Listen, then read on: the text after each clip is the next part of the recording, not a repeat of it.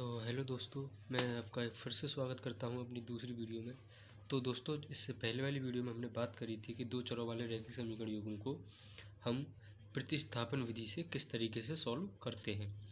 तो आज हम उसके दूसरे मेथड के बारे में बात करेंगे, विलोपन विधि, है ना, जिसको हम इंग्लिश में बोलते हैं एलिमिनेशन मेथड।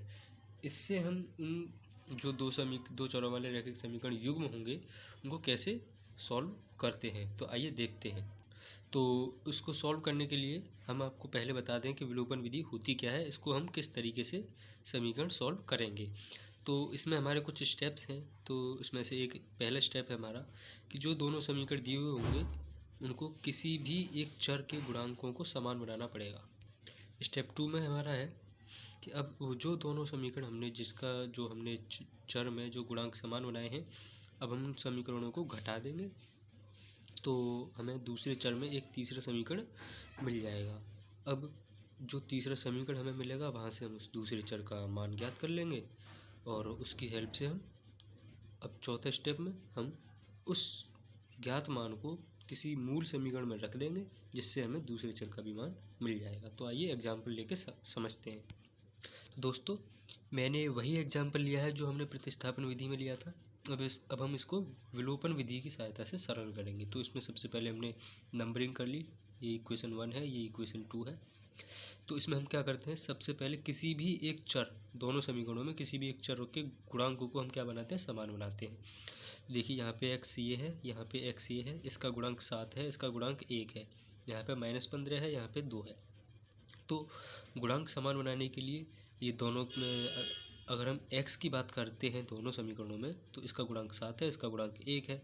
समान बनाने के लिए हम क्या करते हैं कि इस समीकरण में अगर हम 7 से मल्टीप्लाई कर दें इस समीकरण, यानी कि समीकरण 2 को अगर हम 7 से मल्टीप्लाई कर दें पूरे समीकरण को, तो ये 7 हो जाएगा यहाँ पे, तो ये गुणांक सेम हो जाएगा। तो हम क्या करते हैं, यहाँ पे लिखेंगे समीकरण 2 को 7 से गुणा करने पर, तो देखिए क्या होगा दोस्तों, ये हो जाएगा 7 into x, 7x plus 7 into 2 यानी कि 14y इक्वल टू 7 या 21। अब ये तीसरा समीकरण बन गया। पहले समीकरण को इसके नीचे लिख लीजिए, ये पहला समीकरण है। अब हम क्या, दूसरा स्टेप क्या था हमारा, इन समीकरणों को घटा देते हैं। तो समीकरण यहाँ पे लिखेंगे समीकरण 3 माइनस समीकरण 1, यानी कि इसमें से हम इसको घटा रहे हैं। तो देखिए जब घटाएंगे तो ये माइनस हो जाएगा, ये प्लस हो जाएगा और ये माइनस हो जाएगा, यानी कि ये तो कैंसिल हो जाएगा। ये 14 और 15 जुड़ जाएंगे तो कितना हो जाएगा, 29y।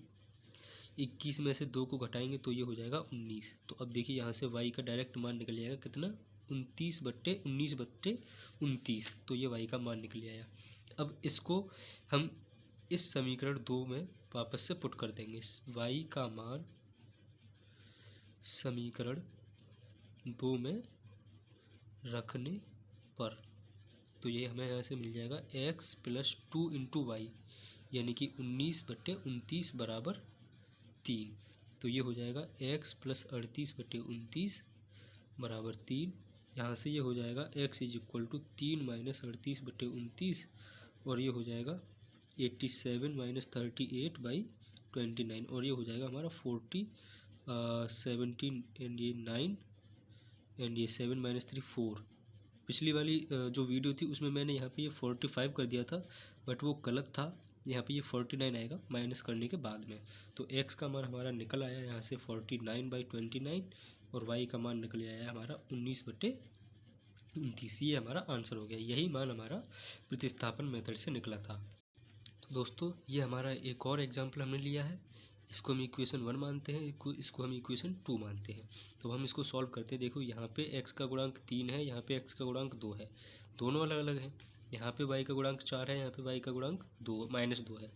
तो हमने क्या बोला था कि किसी भी एक टाइप का चर, यानी कि या तो x के गुणांकों को सेम बनाना है या फिर y के गुणांकों को सेम बनाना है। तो यहाँ पे दोनों ही अलग अलग हैं। तो उस पहले वाली क्वेश्चन में हमने x के गुणांक सेम बनाए थे, अब हम यहाँ पे y के गुणांक सेम बनाते हैं। तो देखो दोस्तों, यहाँ पे 4 है, यहाँ पे 2 है, तो या तो इसको 4 बना लो या फिर इसको 2 बना लो। दोनों सेम हो जाएंगे।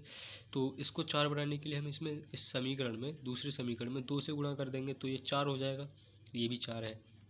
तो हम क्या करते हैं यहाँ पे समीकरण 2 को 2 से गुणा करने पर तो देखिए क्या होगा दोस्तों, ये हो जाएगा 2 दूनी 4 एक्स माइनस 2 दूनी 4 वाई और ये 2 दूनी 4, ये तीसरा समीकरण हो गया। और पहले इस समीकरण को हम यहाँ पे लिख लेते हैं। अब देखिए चूंकि दोस्तों ये माइनस का है ये प्लस का है, तो अब हमको यहाँ पे ये घटाना नहीं होगा, क्योंकि घटाएंगे तो माइनस माइनस ऐड हो जाएगा, है ना। तो हम क्या करते हैं समीकरण, ये पहला समीकरण है तो हम यहाँ पे लिखते हैं समीकरण 1 प्लस समीकरण 3, यानी कि दोनों समीकरणों को क्या करते हैं जोड़ देते हैं, यानी कि जोड़ेंगे तो चिन्ह जैसे हैं वही रहेंगे। तो देखो दोस्तों ये प्लस प्लस 4 और 3 7, ये माइनस का 4 है ये प्लस का 4 है तो ये कैंसिल हो जाएगा, और ये 10 और 4 14, तो यहाँ से x की वैल्यू आ गई 14/7 बराबर 2।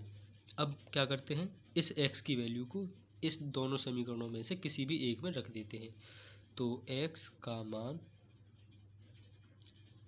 समीकरण 2 में, हम 2 में ही रख देते हैं क्योंकि 2 ज़्यादा सरल लग रही है, 2 में रखने पर तो देखो दोस्तों 2 क्या है 2x माइनस 2y, तो ये 2x है तो x की value 2 minus 2y is equal to 2। तो देखो दोस्तों ये 4 हो गया, ये 2y बराबर 2। अब क्या करेंगे 4 में से 2 को घटा देंगे, 2 को इधर ले आए माइनस का हो गया, ये इधर आ गया तो ये प्लस का हो गया, तो ये 2 बच गया, ये 2y हो गया, 2 को इससे भाग कर दिया तो ये 1 हो जाएगा y के बराबर। तो यहाँ से हमको x की वैल्यू 2 आ गई, y की वैल्यू 1 आ गई, यही हमारा आंसर है।